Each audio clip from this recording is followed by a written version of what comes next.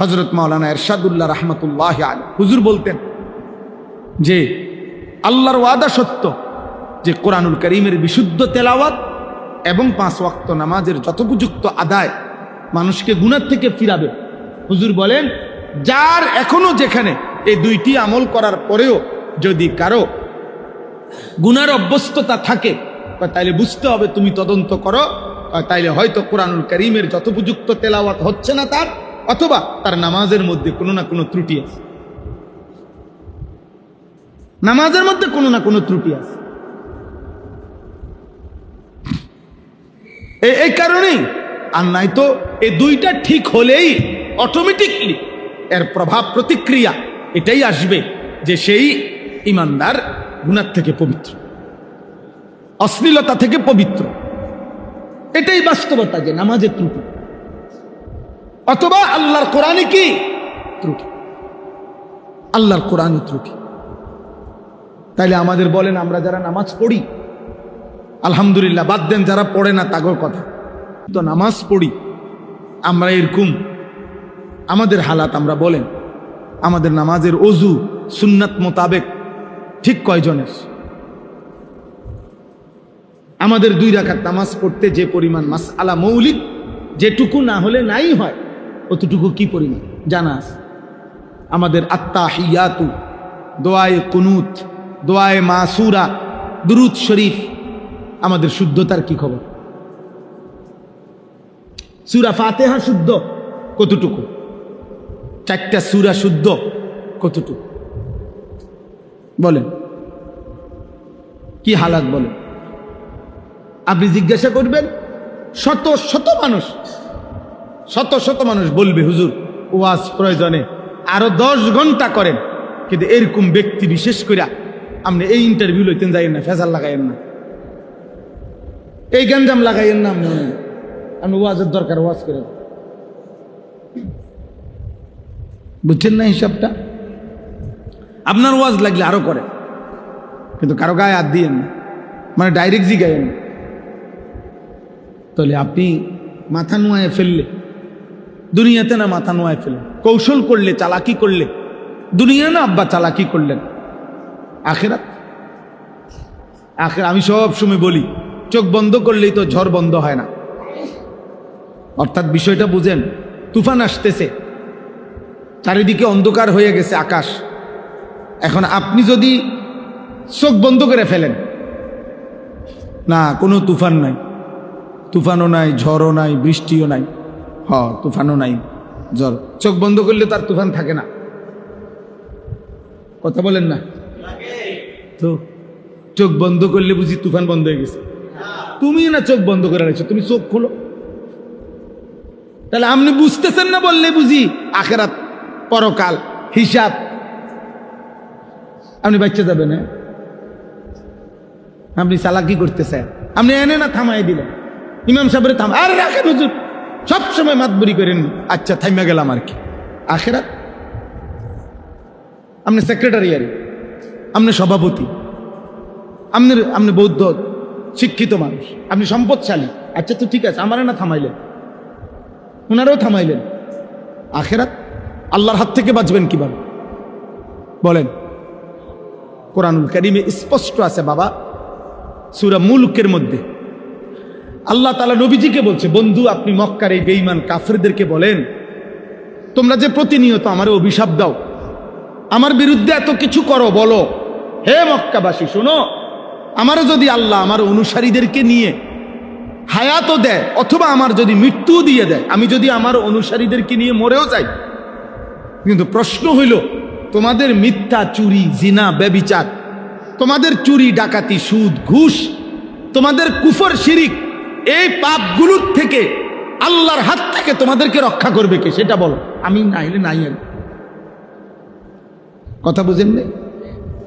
মনে করেন আমরা হুজুররা নাই আর কি, আপনারা আম করে গুলি করে মেরে ফেললেন আর এদেশের মসজিদ সব বন্ধ হয়ে গেল, মাদ্রাসা সব বন্ধ হয়ে গেল, আচ্ছা হলো আর কি, আমরাও সব না খাইয়া মরে গেলাম আর কি। কিন্তু এই সমাজের যারা চুরি করছে, জিনা করছে, মদ খাচ্ছে, জুয়া খেলতেছে, সুদ খাইতেছে, কিস্তি নিতেছে, হারাম লোন নিতেছে, যেই নারীগুলো বেপর্দা চলতেছে, হে মা, ওরে জিজ্ঞাসা করেন, মা তোকে জাহান্নামের আগুন থেকে, আল্লাহর আযাব থেকে কে রক্ষা করবে? মানে আমাদের চলে যাওয়াই আপনাদের জন্য নাজাতের জন্য মাধ্যম। কথা বলেন না? আমাদের মাদ্রাসা বন্ধ হয়ে যাওয়া, মসজিদ বন্ধ হয়ে যাওয়া, উলামায়ে কেরামকে ব্রাশফায়ার করে হত্যা করে ফেললেন, ঠিক আছে, তো এতেই আপনারা আল্লাহর আযাব থেকে পরিত্রাণ পেয়ে যাবেন। তো আমি বাঁচলেই আপনার কি, আমি মরলেই বা আপনার কি? আমার মৃত্যুর সাথে আপনার কি? আপনার বাঁচা আপনি কেমনি কোনো হেটা না করে? কুল আরাআইতুম ইন আহলাকানি আল্লাহু ওয়া মান মাইয়া আও রাহিমানা ফামান ইউজিরুল কাফিরিনা মিন আযাবিন আলীম। এই আয়াত। হে নবী, আপনি বলুন, যদি আল্লাহ আমাকে এবং আমার অনুসারীদেরকে, ওমান মাইয়া, আমার সাথে যারা আছে তাদেরকে আল্লাহ যদি মৃত্যুও দিয়ে দেয় অথবা বাঁচিয়েও রাখে, আমরা মরি কিংবা বাঁচি, কিন্তু প্রশ্ন হলো, হে মক্কাবাসী, আল্লাহর আযাব থেকে তোমাদেরকে রক্ষা করবে কি? তোমাদেরকে যুবক ভাই, তোমরা বলো ভাই, প্রতিনিয়ত তোমরা যারা নারী দেখো, ছবি দেখো, মোবাইলে অশ্লীল দৃশ্য দেখো, আব্বা তোমারে বাঁচাইবে কে? এই গুনাহ শেষ পর্যন্ত কোথায় নিয়ে যাবে? আপনারা যারা হারাম রোজগার করেন, আপনাদের এই হারাম রোজগার শেষ পর্যন্ত আপনাদেরকে কে রক্ষা করবে? আপনাদের সন্তান, আপনাদের বিল্ডিং, আপনাদের দুনিয়াবি ক্ষমতা? আপনি কি বুঝ করলেন দুনিয়ার ব্যাপারে? তো একটা পরামর্শ কইরা মানসিকভাবে একটা প্রস্তুতি নিছেন কেমনে কেমনে বাঁচবেন। যে 2 নম্বরই করে মোটামুটি সে একটা প্রস্তুতি নেয় যে আমি ধরা খাইলে বাঁচমু কেমনে। তো আল্লাহ তাআলার হাত থেকে কোরআন শরীফে স্পষ্ট একটি আয়াত আছে, সাংঘাতিক কথা। আল্লাহ বলছে, আম আবরামু আমরান ফা ইন্না মুবরিমুন। আল্লাহ বলছে, হে নাফরমান বান্দা, তোমার জাহান্নামের আযাব আমি কি দেব? খোদার কসম আল্লাহ বলে, আমার আযাব আমি ঠিক করে রাখছি, তুমি নাফরমান, আমি আল্লাহর হাত থেকে কেমনে বাঁচবা তুমি ঠিক করো, তোমার বুঝ তুমি করো, আমার বুঝ আছে, আমি আল্লাহর কাছে আযাব আছে, আমি রেডি করে রাখছি, যে তুমি আমার হাত থেকে বাঁচবে কিভাবে তা তুমি রেডি করো। বলেন বলেন, আমরা যারা নামাজ পড়েন না, যারা ফজরের নামাজ পড়েন না, দিনের পর দিন, মাসের পর মাস, বলেন বাপ কি বুঝাইতে চাচ্ছেন নিজেকে? ভদ্রলোক কারে বুঝান? এটি মানুষে বুঝে না, মানুষে চিরা খায়। হ্যাঁ, সুদখোর আমনে নিজেরে ভদ্রলোক বুঝান, আর আমরা চিরা খাই, আমরা বুঝি না। কিস্তিখোর আমনে ভদ্রলোক বলতে চান, আমরা বুঝি না, আমরা ভাত খাই না, আমরা বাতাসে বুড়ো বয়সে যাব। হ্যাঁ, লোন মানে কি আমরা বুঝি না, কিস্তি মানে কি আমরা বুঝি না, আমরা শান্তির দেশের থেকে আসছি। সুদ মানে কি আমরা বুঝি না। আমি বলতে পারলাম না আর কি, আপনার কথা বোঝেন নাই, আপনার ক্ষমতার জোরে আমি পারলাম না আপনার লগে, কিন্তু আমি না বুঝার কিছু আছে নি। এটা কোনটা আলো কোনটা অন্ধকার এটা না বুঝার কি? কোনটা হালাল কোনটা হারাম, কোনটা পবিত্র অপবিত্র, খাবার যার অপবিত্র, খাবার যার হারাম, সে ভদ্রলোক হয় কেমনে? হারামখোর ভদ্রলোক হবে কেন? সুদখোর ভদ্রলোক হবে কেন? ঘুষখোর ভদ্রলোক হবে কেন? কোন নারী অর্ধ উলঙ্গ থাকা, তার শরীরের অঙ্গ প্রত্যঙ্গ বেপর্দা করা, এটা কালচার হইতে পারে না, এটা সভ্যতা হইতে পারে না, এটা সংস্কৃতি হইতে পারে না, এটা স্টাইল হইতে পারে না, এটা অসভ্যতা হইতে পারে, অসভ্যতা হইতে পারে। আর নয়তো তুমি কাগজে কলমে প্রমাণ করে দাও যে নিজের শরীরের কিছু অংশ প্রদর্শন করা, পর পুরুষকে দেখানো, এটা সংস্কৃতি, এটা কালচার, এটা সৌন্দর্য। কিভাবে সৌন্দর্য? কোন যুক্তিতে? কোন যুক্তিতে? এটা পৃথিবীতে প্রাচীন কাল থেকে নারীর এই বেপর্দা জীবনকে আজীবন মানুষ ঘৃণার চোখে দেখছে। আপনি এটাকে এখন ভদ্রতার মুখোশ লাগাইলে হবে নাকি? কথা বলেন না? হ্যাঁ, আপনি নতুন করে এটার মধ্যে লেবেল দিয়ে দিলে হইব, নতুন অস্ত্র দিলে হবে নাকি? এই জন্য আমি আপনাদের কাছে আজকের এই মোবারক ইসলাহি মাহফিলে মনে করাইতে চাই, মনে করাই আমাদের জীবনের প্রথম ডিউটি গুনাহ ছাড়া, এটা আমার হুজুরে বললেন, আমি এই জন্য হুজুরের কথাটা আমারও দিলে লাগছে, আমিও বললাম। নবীজি সাল্লাল্লাহু আলাইহি সাল্লাম বলছেন, ইজা আমারতুকুম বিশাইইন ফাতু মিনহু মাসতাতাতুম। আমি নবী তোমাদেরকে যদি কিছু করতে বলি, তোমরা তোমাদের সাধ্যের সবটুকু দিয়ে তা করো। ওয়া ইজা নাহাইতুকুম বিশাইইন ফাতরুকুহু। আর যদি আমি কিছু নিষেধ করি তা পুরাপুরি ছেড়ে দাও। এখানে গুরুত্বপূর্ণ কথা হচ্ছে, হাদিসের ব্যাখ্যায় আছে, আদেশের ক্ষেত্রে নবীজি বলছে সাধ্যটুকু দিয়ে করো, কিন্তু নিষেধের বেলায় বলছে শতভাগ বর্জন করো। কথা বুঝেন না? মনে করেন নফল নামাজ আমি বললাম, তো আমি পড়লাম, আপনি পড়লেন 2 রাকাত, উনি পড়লো 6 রাকাত, উনি পড়লো 8 রাকাত, হইতে পারে। দান সদকা করতে বললাম যে মসজিদ সুন্দর হয়েছে, আপনারা সবাই দান করেন, তো আপনি দিলেন 10 টাকা, উনি দিল 100 টাকা, উনি দিল 1000 টাকা, এটা হইতে পারে। আদেশটি সাধ্য মতো দেন, কিন্তু মিথ্যা বলা ছেড়ে দেন, তাহলে এইটা সমান। চুরি করা ছেড়ে দেন, এটা সমান। সুদ খাওয়া ছেড়ে দেন, এটা সমান। এটাই নবীজি বলছে, আদেশটুকু সাধ্যের ভিতরে যে দূর হয় পালন করো, আর নিষেধটুকু শতভাগ কি করো, বর্জন করো। আমরা মাদ্রাসায় ছাত্রদেরকে বুঝাই, চেষ্টা করি বুঝাইতে যে আব্বা, তোমার মেধার ভিত্তিতে, পড়ালেখার মুখস্থ শক্তির ভিত্তিতে রেজাল্ট, ক্রমিক নম্বর কম বেশ হইতে পারে, কিন্তু আখলাক বরাবর হইতে হবে। মনে করেন দাঁড়াইয়া পেশাব করা ঠিক না, এটা একটি ক্লাসের কতজন ছাত্রের জন্য ঠিক না? প্রত্যেকের টয়লেট পেপার ব্যবহার করা উচিত, এটি একটি ক্লাসের কতজন ছাত্রের জন্য উচিত? এই বুঝিনি হিসাবটা। ক্রমিক নং ফলাফলের ক্রমিক ভিন্ন হইতে পারে, আপনার 1, তার 2, তার 3, তার 4, তার 5, তার 6, তার 7, 10, এই ক্রমিক নং হইতে পারে ভিন্ন পড়ালেখার, কিন্তু আখলাক বরাবর। আখলাক বরাবর,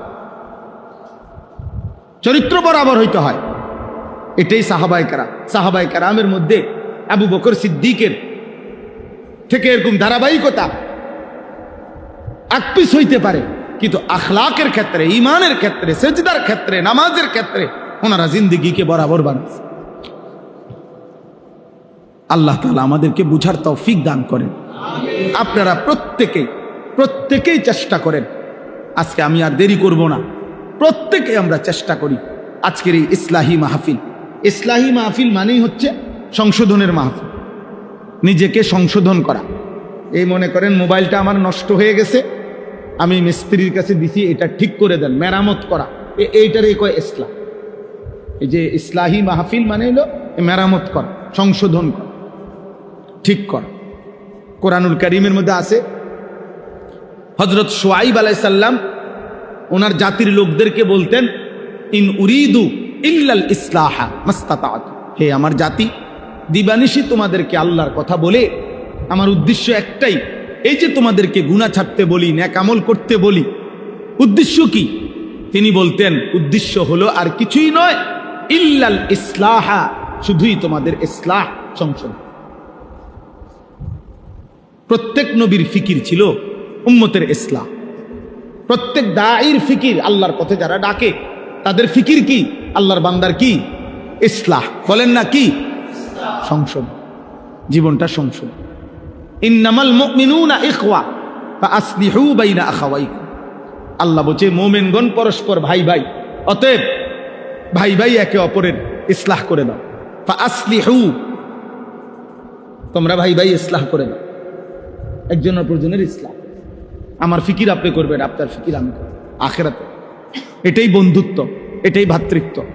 এমন সকল বন্ধুত্ব, এমন সম্পর্ক কসম আল্লাহ কোরআনুল কারীমের মধ্যে আছে, যে সম্পর্কের ভিত্তি হবে তাকওয়া, যে সম্পর্কের ভিত্তি হবে গুনাহ থেকে ফেরানো, যে সম্পর্কের ভিত্তি হবে নেক কাজে উৎসাহিত করা।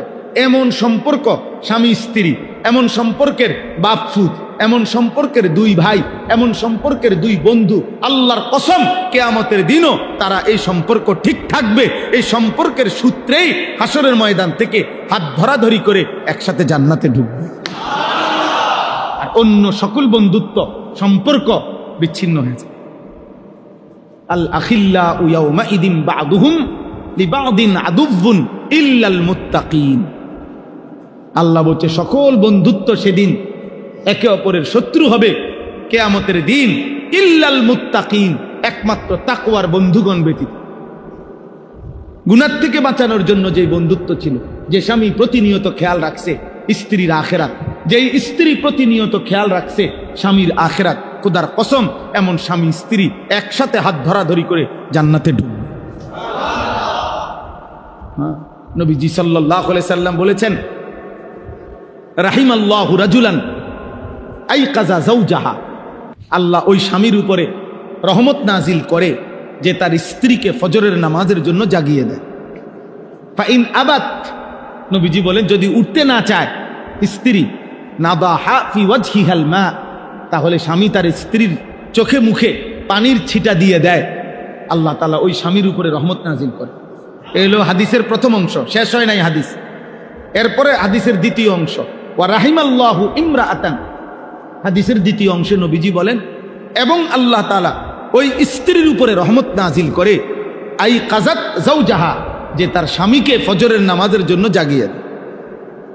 ফাইন আবা, যদি স্বামী বেচারা উঠতে না চায় তো নাদাহাত ফি ওয়াজহিহিল মা, তাহলে স্ত্রী তার স্বামীর চোখে মুখে পানি দিয়ে দেয়, ফজরের জন্য উঠায়া দেয়। আল্লাহর কসম নবী বলেন এমন স্বামী স্ত্রীর উপরে আল্লাহ রহমত নাজিল করে।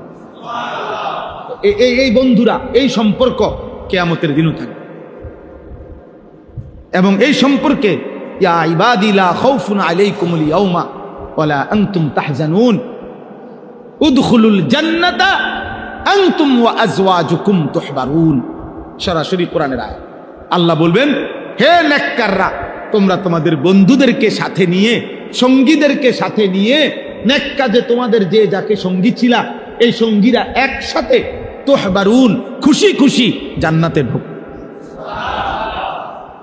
ইউতাফু আলাইহিম বিসিহাফিম মিন যাহাবিন ওয়া আকওয়াবিন মিন ফিদ্দা, ঢুকলেই দেখবা তোমাদের সামনে জান্নাতের মধ্যে ঢুকলেই স্বর্ণের থালা, রৌপ্যের গ্লাস তোমাদের সামনে ঘুরতেছে। ইউতাফু মানে তাওয়াফ করতেছে, ঘুরতেছে।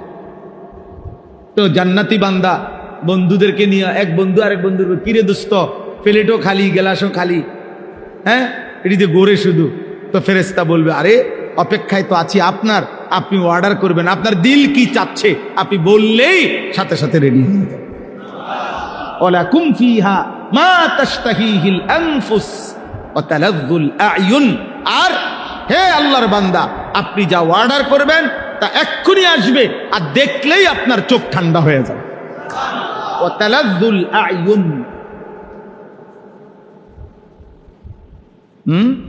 আপনারা যদি দুনিয়ার এই সব বই পড়ে মজা পান, আল্লাহর কসম আমরা কোরআন পড়ে তার চাইতে কোটি গুণ বেশি মজা পাই।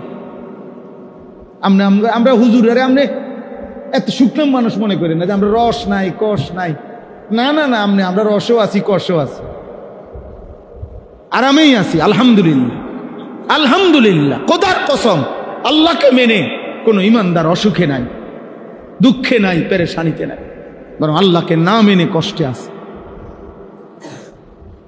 আল্লাহর গোলামির মধ্যে সুখ আছে, সেজদার মধ্যে সুখ আছে। হযরত বড় পীর আব্দুল কাদের জিলানী রাহমাতুল্লাহ আলাইহি ওই জামানায়, বাগদাদের ওই জামানায় মুসলিম খলিফা ওনাকে বলছিল, হযরত আপনার যেই মহল্লাটা, আপনার যে মনে করেন আপনার উপজেলাটা, তখনকার হিসেবে বলতেছি, আমি আপনাকে রাষ্ট্রীয়ভাবে বরাদ্দ দিয়ে দিলাম, এই পুরাটা অঞ্চলের যত সুস্থ নয় তিনি মুনাফিক। কসম খোদার, এটাই কিতাবে আছে। আমরা যাকে ফজরের নামাজে মসজিদের জামাতে অনুপস্থিত দেখতাম, আমরা তার ব্যাপারে ভাবতাম হয়তো সে কি রোগাক্রান্ত অথবা কি মুনাফিক। হযরত উবাই ইবনে কাব রাদিয়াল্লাহু তাআলা আনহু বলেন, নবীজি একদিন ফজরের নামাজের পরে জিজ্ঞেস করলেন, আজকে অমুক আছে? বললেন নাই। অমুক আছে? নাই। দুইজন ব্যক্তির ব্যাপারে জিজ্ঞেস করলেন। হযরত উবাই ইবনে কাব বললেন, নবীজি বলেই যখন দেখলেন নাই, তো নবী সাল্লাল্লাহু আলাইহি সাল্লাম তার পবিত্র জবানে বললেন, নিশ্চয়ই এশার নামাজ এবং ফজরের নামাজ জামাতে পড়া মুনাফিক যারা, তাদের জন্য ভীষণ কঠিন। তাহলে ওই মানুষদের ব্যাপারে কি ধারণা করছেন? কথা বলে না, ওদেরকে অনুপস্থিতির কথা জিজ্ঞাসা করেই এরপরে এই কথাটা বলার অর্থ কি? এদের ব্যাপারে কি ধারণা করছেন বলেন না? বলে বুখারীর হাদিস, মুসলিম শরীফের হাদিস, মুত্তাফাকুন আলাই হাদিস, নবীজি বলছেন ইন্না আসকালা সালাতিন আলাল মুনাফিকিন সালাতুল ইশা ও সালাতুল ফজর। নিশ্চয়ই মুনাফিকদের জন্য দুইটি নামাজ কঠিন, এশার নামাজ এবং ফজরের নামাজ। এই জন্য বলেন পড়বো ইনশাআল্লাহ।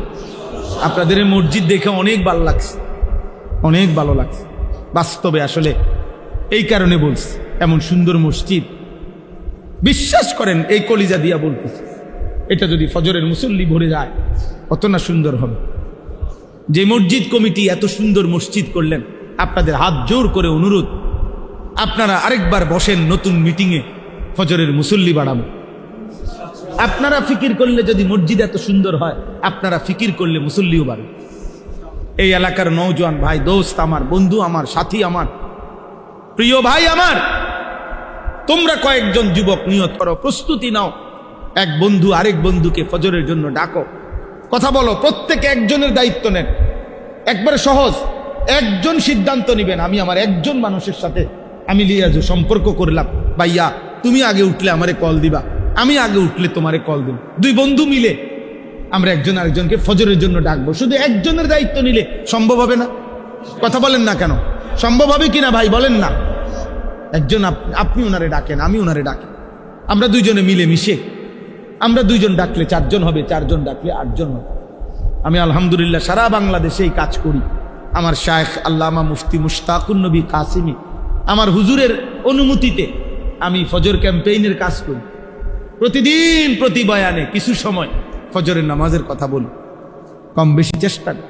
ফজরের নামাজ মুমিনের নামাজ, ফজরের নামাজ পার্থক্যের নামাজ। ফজরের নামাজের সময় পার্থক্য হয় মুমিন এবং মুনাফিক। আশ্চর্য হবেন, কিতাবে আছে আব্বা, যে ফজরের সময়ের বাতাস, এই ভোরের ফজরের ওয়াক্তের বাতাস খোদার কসম মুনাফিক মুক্ত বাতাস। ফজরের বাতাসে মুনাফিকের হাওয়া লাগে না। মুনাফিক তো ঘুমায়, মুনাফিক বেঈমান ঘুমায়, মুশরিক ঘুমায়, জেগে আছে শুধু কে? ঈমানদার। ফজরের বাতাসে শুধু ঈমানদারের নিঃশ্বাস।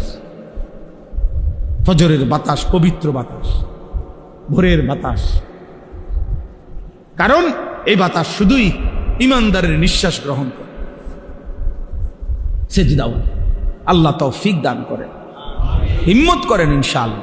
যুবক ভাই তোমরা সবাই হিম্মত করো, পারবা ইনশাআল্লাহ। নওজোয়ান না পারলে পারবে কে? যুবক হারলে দুনিয়া হেরে যাবে। এক এক নওজোয়ানের পুরা শক্তি আমরা খেয়াল করলে হল। একটা অ্যালার্ম ঘড়ি কিনেন, একটা অ্যালার্ম ঘড়ির দাম কত? 300, 350 টাকা, 250 টাকা। ওইটা দিয়ে আপনি অ্যালার্ম দেন। দুইটা অ্যালার্ম ঘড়ি কিনেন, একটা বালিশের কাছে রাখেন, একটা একটু উপরে রাখেন।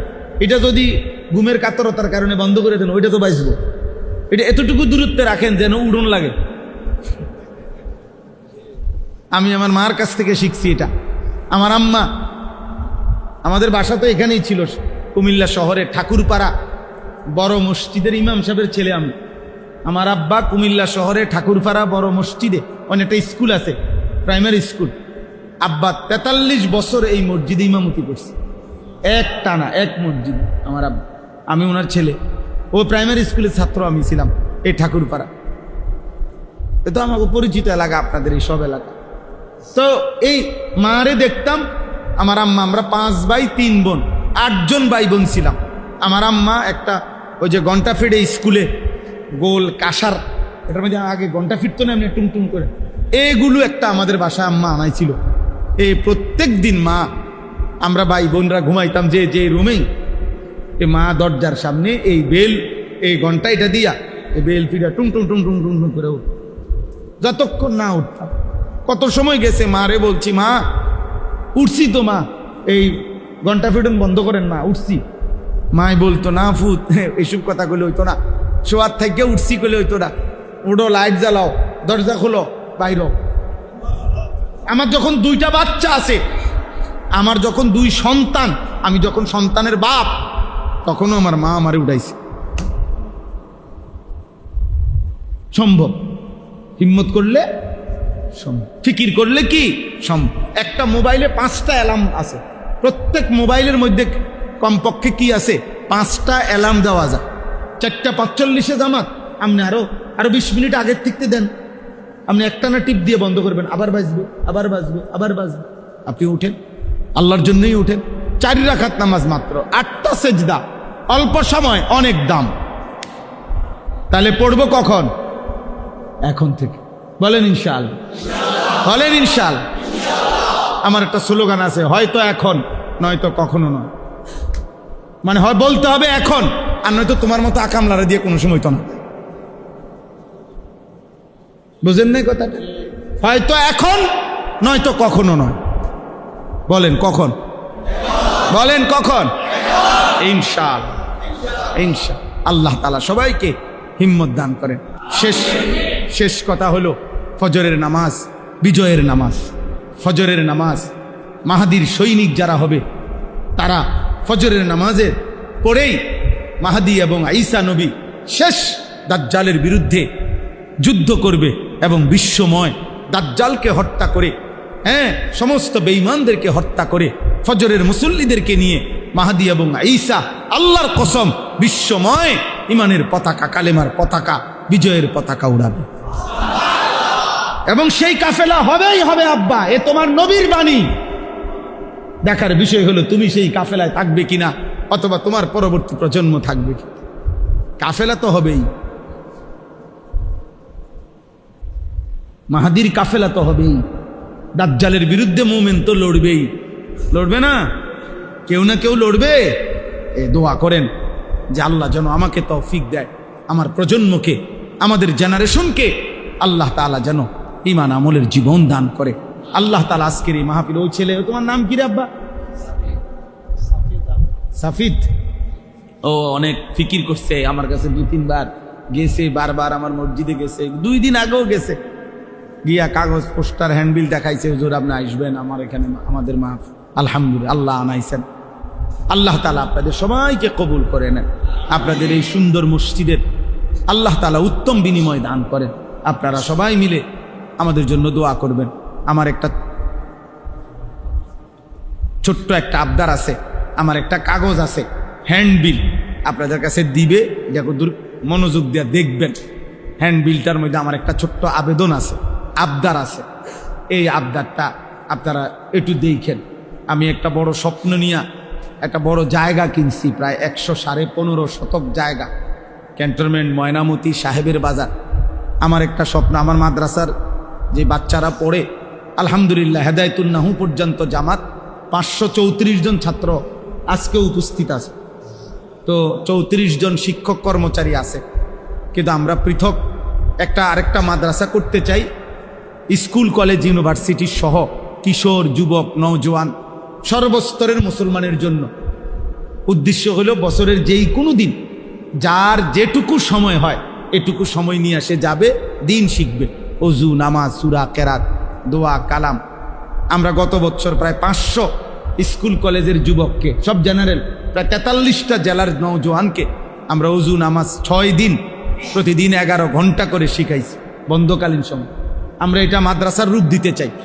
এরপরে আপনার এইবারও 13ই জুন নিয়ে আমগো মজলিস। 13ই জুন মাসের 13 তারিখ, কোরবানির পরে ইনশাআল্লাহ একদিন, দ্বিতীয় শনিবার, আমার মাদ্রাসার প্রত্যেক মাসে দ্বিতীয় শনিবার ইসলাহি মাহফিল হয়। ওই 13ই জুন দ্বিতীয় শনিবার সকাল 8টা থেকে রাত 8টা পর্যন্ত ইনশাআল্লাহ কিশোর নওজোয়ানদের জন্য একদিনের ইসলাহি মজলিস হবে। জোহর পর্যন্ত ওযু, নামাজ, সূরা, কেরাত শিখানো হবে। জোহরের পর থেকে বয়ান হবে। আমার শায়েখ আল্লামা মুফতি মুশতাকুন নবী সাহেব হুজুর থাকবেন। আমাদের প্রিয় বক্তা, বাংলাদেশের আলোচিত বক্তা, প্রিয় বক্তা আল্লামা মুফতি আরিফ বিন হাবিব, তিনি ইনশাআল্লাহ নিজে ডেট দিয়েছেন, থাকবেন। আল্লাহ চাহে তো আপনাদেরও যুবক ভাইদের সুযোগ থাকলে আমাদের মাদ্রাসায় যাবেন। 13ই জুন ক্যান্টনমেন্ট থেকে উত্তর দিকে ময়নামতি সাহেবের বাজার, এই কাগজের ঠিকানা আছে। আর কাগজটার মধ্যে আবেদন আছে আমাদের ওই জায়গাটা যেখানে আমরা এই বড় মাদ্রাসাটা করতে চাই, এই জায়গা প্রায় 2,67,00,000 টাকা জায়গার দাম। তো আমরা একটা ছোট্ট হিসাব বাইর করছি, এক নামাজের মুসল্লা যায় নামাজ পরিমাণ জায়গার দাম, মাটির দাম 4,200 টাকা। তো যদি কেউ আমাদের সুযোগ থাকে, এখানে বিকাশ নাম্বার আছে, অ্যাকাউন্ট নাম্বার আছে, পারলে 4,200 টাকা দিয়ে এক নামাজের মুসল্লা পরিমাণ জায়গার অংশগ্রহণ করবেন, সদকায়ে জারিয়ার সওয়াব পাইবেন। আপনি কেউরে বললে দিলে সওয়াব পাইবেন। আলহামদুলিল্লাহ সারা বাংলাদেশের অনেক মানুষ দিয়ে কি এই তো একজন আশরাফুল মখলুকাত ইনসান একটি প্রতিবন্ধকতার সামনে হেরে গেলা। এমন কাপুরুষ বুঝি মুসলমান হয়, এমন আকামলা বুঝি মুসলমান হয়? ঠিক রে বেটা, তোমার দিয়ে কি হবে বেটা? ভাত খানা ছাড়া? হ্যাঁ, ভবিষ্যতে কি হবে? বিয়ে করবে, 2-3টা বাচ্চা হবে, একটা বিল্ডিং হবে, সামাজিক একটা স্ট্যাটাস হবে। মানে কি? বাজার সাজার করে খাইতেছে, কথাবার্তা শুদ্ধ বলে, দাঁতের আগায়। কেমন আছেন আঙ্কেল? ভালো আছেন? কেমন চলতেছে আঙ্কেল? একটা ভালো সোফা কিনেছে আঙ্কেল, আমেরিকার থেকে, মালয়েশিয়ান কাঠ দিয়ে বানায়, একটু সুযোগ থাকলে দেখে আইসেন। আঙ্কেলরে দাওয়াত দিতে আছে, সোফা চাইতো। সোফাও একটা দেখার জিনিস, বিল্ডিংও একটা দেখার জিনিস। সেদিন আমি এক ভদ্রলোকরে দেখছি, উনি নিচতলায় থাকে, দোতলায় এক পাশে আমারে দেখাই। আমি এদিক দিয়ে কি আঙ্কেল? হুজুর কিছু মনে করবেন, আমি কয়টা ছাগল পালি, এগুলো এদিক দিয়ে। ওই দোতলায় ছাগল ফালে, মানুষ নিচে থাকে। জি জি জি, মসজিদে বইয়া বেহুদা কথা কই। তো বিল্ডিং এর দোতলায়, হ্যাঁ আঙ্কেল ছাগল পাল। তা বিল্ডিং কোনো আশ্চর্য কিছু নেই, এর মধ্যে ছাগল তো। 1 কোটি টাকা দামের প্রাইভেট কারে ইউরোপে ছাগলের ঘাস টানে না?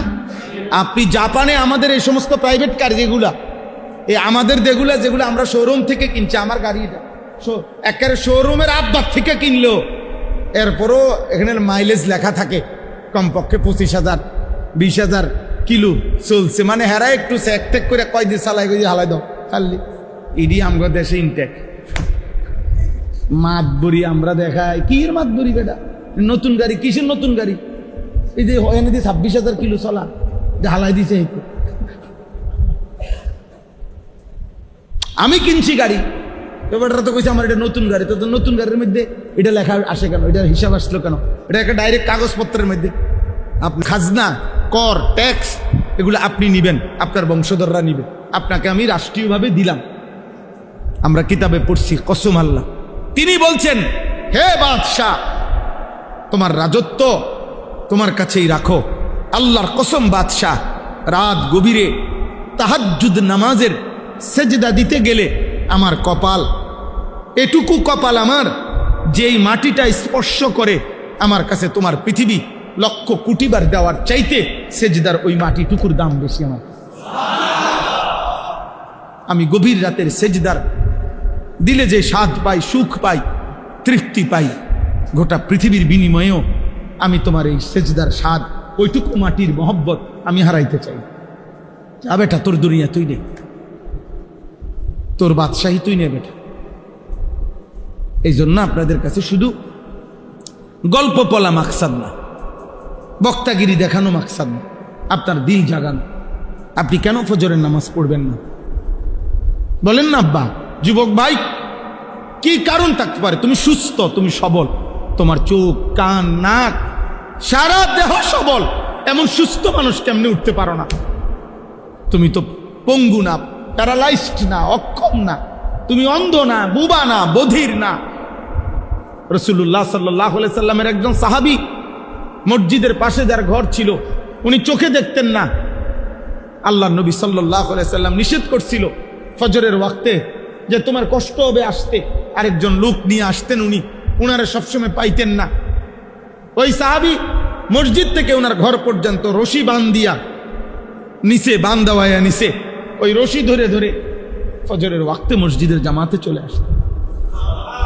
হ্যাঁ মুসলমান, ওই সাহাবী যদি কিয়ামতের দিন দাঁড়ায়া বলে যে হে ঈমানদার, আমার নবীর উম্মত, আমি চোখবিহীন জীবনে কোনোদিন ফজরের জামাত ছাড়ি নাই।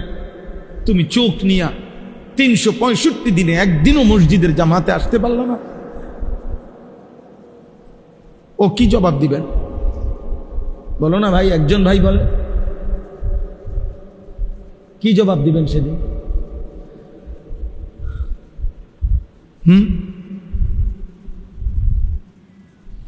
ওই ছেলে দেখেন তার পুরা মনোযোগ মোবাইলের দিকে, ওই দেখেন। ভাইয়া আল্লাহ তোমারে দয়া করে, আবার হাসে। প্রতিবন্ধী মানুষ এমনই হয়। হ্যাঁ, বুদ্ধি প্রতিবন্ধী, বিবেক প্রতিবন্ধী। এরা সব পরিবেশে তাদের কাছে একরকম মনে হয়, এরা বুদ্ধি প্রতিবন্ধী। মসজিদ, ঘর, রাস্তা, দোকান সবই যার কাছে বরাবর মনে হয়। হ্যাঁ, আমি ছেড়ে দেওয়ার মানুষ, আমি আর আইতাম না দরকার হলে কোন, আমি বড় ভেজাইলা মানুষ, কিন্তু আমি ছেড়ে দিতাম না মানুষ। আমার এটা আগের থেকেই অভ্যাস, আমি প্রয়োজনে আর আসবো না কোনদিন, কিন্তু আজকে পাইছি, আজকেই বলে গেল। তো এই জন্য বললাম আমরা আজকে, আমার শেষ কথা এটাই, ফজরের নামাজ। রাসূলুল্লাহ সাল্লাল্লাহু আলাইহি ওয়াসাল্লাম বলেন, মান সাল্লা সালাতাস সুবহি ফাহুয়া ফি জিম্মাতিল্লাহ, যে ফজরের নামাজ পড়লো সে নিজেকে আল্লাহর জিম্মায় তুলে দিল। আজ আমি নিজেকে আমার রবের জিম্মায় উঠাই দিল, আল্লাহর জিম্মায় উঠাই দিল, আর মালিক যেন তার সারাদিনের দায়িত্ব নিয়ে নিল। সুবহান, ফাহুয়া ফি জিম্মাতিল্লাহ, পরিষ্কার বিশুদ্ধ হাদিস। হাদিসের ব্যাপারে নির্ভরযোগ্যতা নিয়েই বললাম। নবীজি বলছেন সাল্লাল্লাহু আলাইহি ওয়াসাল্লাম, নবীজি বলছেন ফজরের অন্ধকার সময়ে, এই অন্ধকার, আলো অন্ধকারের হালকা এ সময়ে যে পায়ে হেঁটে মসজিদে আসে, আল্লাহ নবী সাল্লাল্লাহু আলাইহি ওয়াসাল্লাম বলছেন, আমি ওয়াদা দিলাম কিয়ামতের দিন ফুলসিরাতের 30,000 বছরের অন্ধকার রাস্তায় তার জন্য বিন্নুরিত তাম, পূর্ণ আলোয় আলোকিত হয়ে যাবে। বাশশিরিল মাশাঈনা ফিয যুলামি ইলাল মাসাজিদ বিন্নুরিত তাম ইয়াউমাল কিয়ামah, পূর্ণ আলো জ্বলবে। ফজরের মুসল্লি ইনশাআল্লাহ সবার আগে সবচেয়ে বেশি আলো জ্বলবে ফুলসিরাতে আপনার সামনে। ইনশাআল্লাহ আপনি পড়বেন ফজরের নামাজ, বলেন ইনশাআল্লাহ, বলেন ইনশাআল্লাহ। হিম্মত করেন। ঘুমি তো আব্বা, আর তো কিছু না, একটাই তো শুধু সমস্যা, প্রতিবন্ধকতা তার কিচ্ছু না, চাকরিও না, ব্যবসাও না, দোকানও না, স্কুলও না, অফিসও না, ডিউটিও না, কোচিংও না, কিছুই তো না রে আব্বা। প্রতিবন্ধকতা কয়টা? একটাই, ওয়া ইল্লাম তাগফির লানা ওয়া তারহামনা লানাকুনান্না মিনাল খাসিরিন। রব্বানা আতিনা ফিদ দুনিয়া হাসানা ওয়া ফিল আখিরাতি হাসানা ওয়া কিনা আযাবান নার। রব্বানা ওয়া আতিনা মা ওয়া'আদতানা আলা রুসুলিক ওয়া লা তুখজিনা ইয়াওমাল কিয়ামাহ ইন্নাকা লা তুখলিফুল মিআদ। ربنا اصرف عنا عذاب جهنم إن عذابها كان غراما إنها ساءت مستقرا ومقاما رب ارحمهما كما ربياني صغيرا ربنا هب لنا من أزواجنا وذرياتنا قرة أعين وجعلنا للمتقين إماما رب اجعلني مقيم الصلاة ومن ذريتي ربنا وتقبل دعاء ربنا اغفر لي ولوالدي وللمؤمنين يوم يقوم الحساب। مولاي كريم আপনি মাফ করে দেন, মেহেরবান মাওলা আপনি মাফ করে দেন। রাত অনেক গভীর মাওলা, আপনার ঘরেই বসেছিলাম মাওলা, আপনার কথাই শুনতেছিলাম মাওলা। মদিনার বন্ধুর কথাই শুনছিলাম, আল্লাহ আখিরাতের ভয় হচ্ছিল মাওলা, জাহান্নামের আগুনের কথা মনে পড়লো মাওলা। চক্ষু বন্ধ করে ভেবে দেখলাম পেছনের জিন্দিগি গুনায় গুনায় ভরে গেছে রে মাওলা। কত রাত এমন গেছে আপনারে একটা সেজদাও দেই নাই মাওলা, কতদিন এমন গেছে আপনাকে একটা সেজদাও দেই না। আপনি তবুও রিজিক বন্ধ করেন নাই, আপনি তবুও নিঃশ্বাস বন্ধ করেন নাই, আপনি তবুও আলো বাতাস বন্ধ করে দেন নাই। এমন মালিক কেমনে রে ভুলে গেলাম রে মাওলা, এমন মালিক কেমনে ভুলে গেলাম মাওলা, এমন মেহেরমান কেমনে সেজদা না দিলাম রে মাওলা।